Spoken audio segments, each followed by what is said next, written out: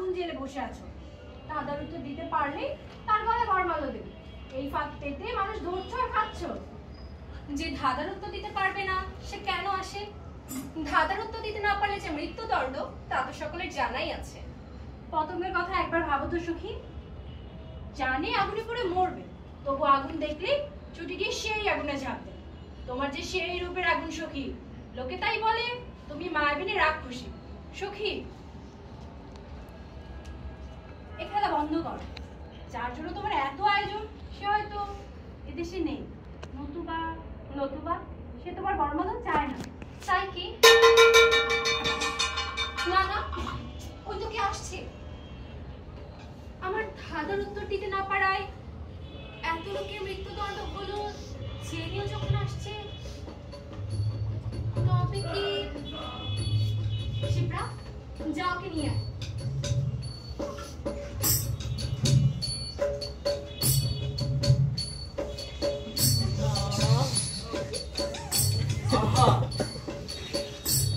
রাজকুমারীর দেখা পেয়ে আমার জীবন ধন্য হলো। আজ আমার কি সৌভাগ্য, রাজকুমারীর সামনে দাঁড়াবার সুযোগ পেয়েছি। আমি যতই দেখছি ততই হা হয়ে যাচ্ছি। কি অপরূপ শ্রী, কি উজ্জ্বল রূপ লাবণ্য! আহা, এ কি স্বপ্ন, এ কি মায়া, এ কি মরীচিকা! আগন্তুককে বল ধাঁধার উত্তর দেবার সময় সমাগত। তিনি যেন বাজে কথা বলে সময় নষ্ট না করে। রাজকুমারীর আদেশ শুনলেন তো মাননীয় গর্জেশের গুপ্ত? আমার অপরাধ ক্ষমা করুন রাজকুমারী জয়ন্তী। আপনার পানি স্পর্শে আমার জীবনে নেমে আসবে দুর্লভ স্বর্গ। সেই অশান্ত কামনা নিয়ে আমি ছুটে এসেছি উল্কান। শিপ্রা, এনে কতজন হলো? এর আগে 900 হতভাগ্য ঘাতকের শাড়ি তো ঘরে প্রাণ হারিয়েছে রাজকুমারী।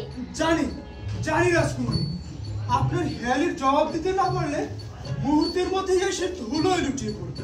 কিন্তু তবু শুনুন মাননীয় ভট্টেশ্বর গুপ্ত, রাজকুমারীর প্রথম ধারা। রাতের আধারে যে মায়া জাগালো মোদির স্বপন, আকুল করিল আমার ভুবন, দিবসের জাগরণ। নিঠুর আঘাতে এসে মরীচিকা আমার ভেঙে যায় হায়, মুছে যায় বাড়ি। দাঁড়ান, আমি বলছি। আগে ধাঁধাগুলো সব শুনুন। দ্বিতীয় ধাঁধা হলো, এই পৃথিবীতে কিসে জিনিস যা দেহে আনে উত্তাপ, কিন্তু মৃত্যুর সঙ্গে সঙ্গে বরফের মতো ঠান্ডা হয়ে যায়? ধীরে দেবী ধীরে, আমি তো কেমন ঠান্ডা হয়ে যাচ্ছি।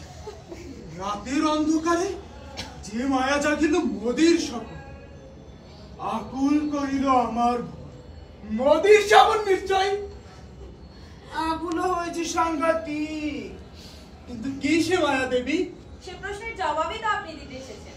এসেছিলাম নাকি মনে পড়ছে না তো। শিপ্রা, প্রশ্নের উত্তর দেবার সময় উত্তীর্ণ প্রায়। দয়া করুন, কৃপা করুন রাজকুমারী, আমি বড় আশা করে এসেছি। এত তাড়া দিলে আমি তো কেঁদে ফেলব। ঘাতক, ঘাতক? তার মানে রাজকুমারী, দয়া করুন, কোথা কুকুরের মধ্যে আপনার পায়ে পড়ে থাকতে দিন রাজকুমারী।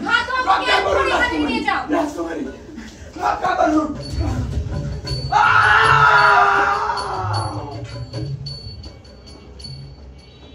সকলের আর্তনাদি আমি শুনতে পাচ্ছি, কিন্তু আমার আর্তনাদ কে শুনতে পাচ্ছে?